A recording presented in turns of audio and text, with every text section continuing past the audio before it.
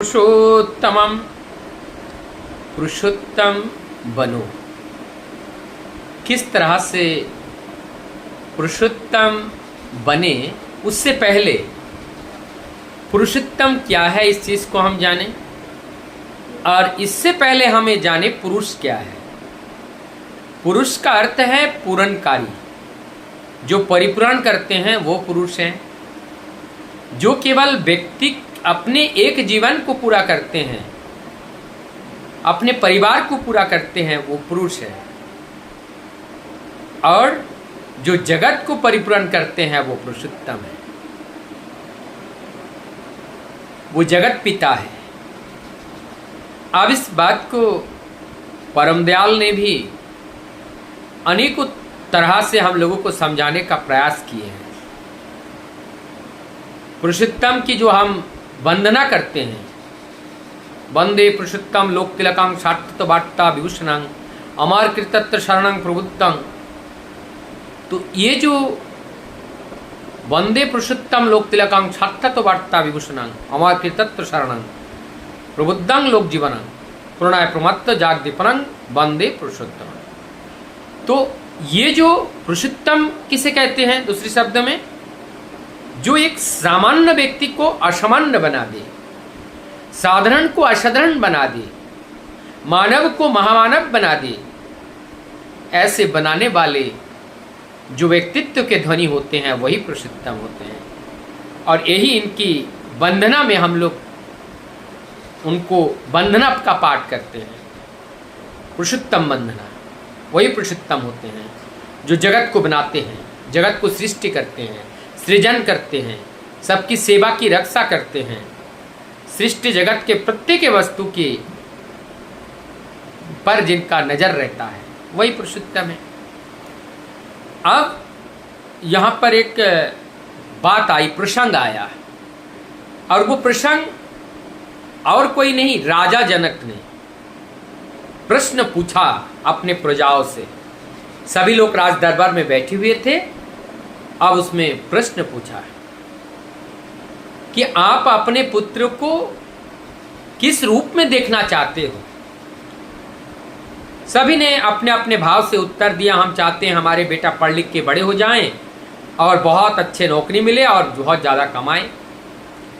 हमारा बेटा बड़े हो करके बहुत धनवान हो, अच्छे मकान बनाए, गाड़ी बाड़ी सब बने।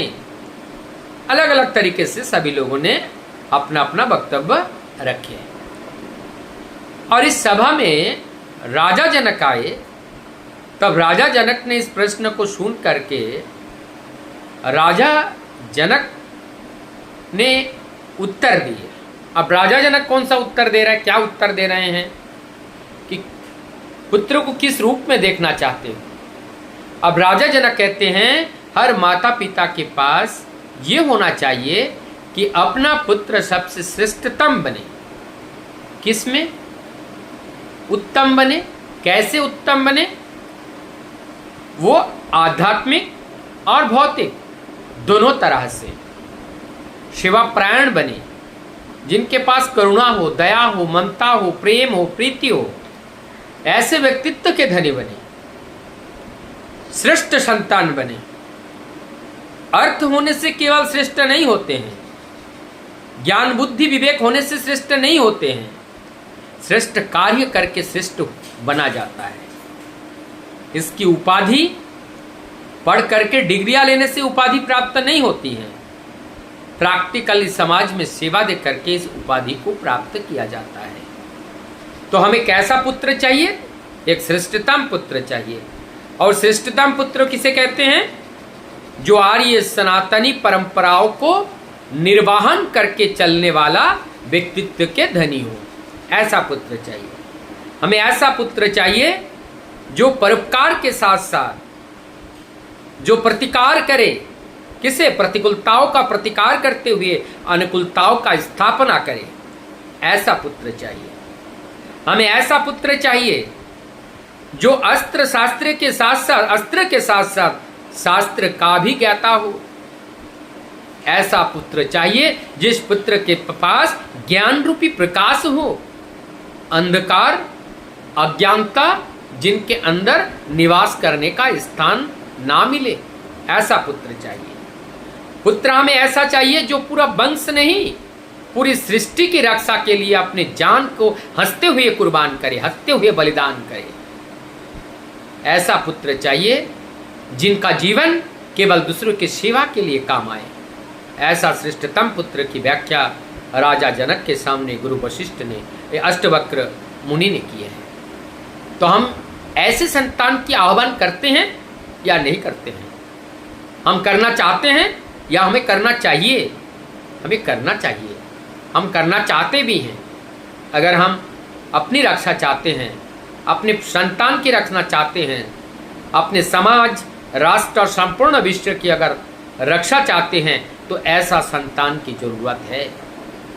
आज हमारे समाज में ऐसे संतानों का बड़ा अभाव है। इस अभाव को परिपूर्ण करने के लिए अनेकों संत महात्माओं का आगमन हुआ है। अच्छे संस्कारों का प्रवाह गंगा की प्रवाह की तरह बहमान होकर के हमारे समाज में चल रहा है, प्लावित करने के लिए, सभी लोगों को अवगाहन कराने के लिए, सभी लोगों को स्नान कराने के लिए। लेकिन अब अपने अपने भावों में सभी लोग मत्त है। सभी लोग अपने जागतिक जगती विषय को लेकर के व्यस्त हैं। किसी का चिंता करने का समय नहीं है कि हम राष्ट्र की चिंता करें, संपूर्ण जगत की चिंता करें, एक चींटी के लिए चिंता करें। आज इस तरह से दुर्दिन है, उनकी अवस्था क्या होगी?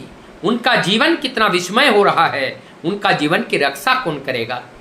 ऐसे विचार, ऐसे बुद्धि, ऐसे विवेक अगर हमारे अंदर जन्म नहीं ले रहा है, तो ऐसा शिक्षा हमारा धिक्कार है। ये शिक्षा कभी हमें इंसान नहीं बना सकता है।